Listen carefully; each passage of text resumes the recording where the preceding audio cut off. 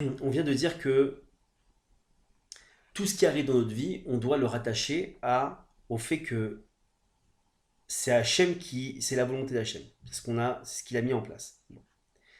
Maintenant, et ça va amener à ce que on appelle l'intéressé, celui qui a mis le plan en place, pour qu'il démonte ce qu'il a monté.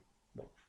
Maintenant, imaginons qu'une personne, Dieu préserve, elle croit pas que c'est Hachem qui dirige le monde, et elle croit pas que c'est Hachem qui met les choses en place.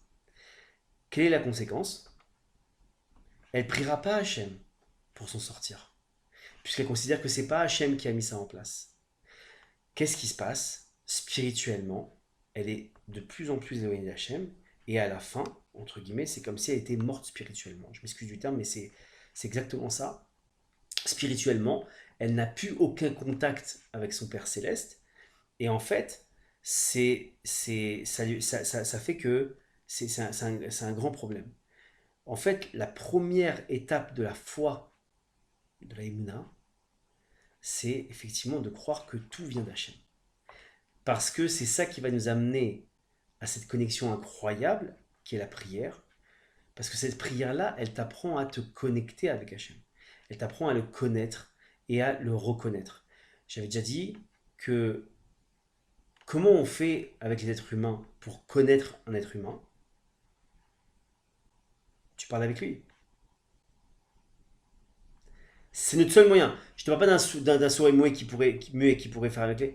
Mais le premier contact, la première, le premier échange d'informations entre deux individus, il va se faire, je ne parle pas d'un langage non verbal, mais je parle d'un contact, un vrai contact.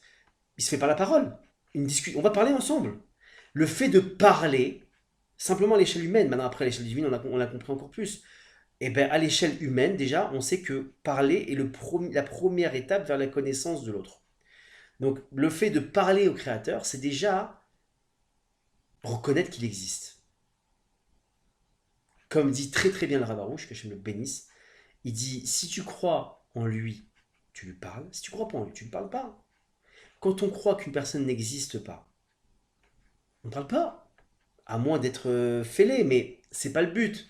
C'est pas le cas. Voilà. Nous, ce qui nous intéresse, c'est de comprendre que je parle de gens normalement constitués. Personne parle à une personne qui est imaginaire. Bon. Donc, le fait de parler à Hachem, c'est déjà de déclarer haut et fort Hachem, je crois que tu existes. C'est le premier pas de la croyance. Celui qui ne parle pas au Créateur, il a déjà un problème dans sa croyance.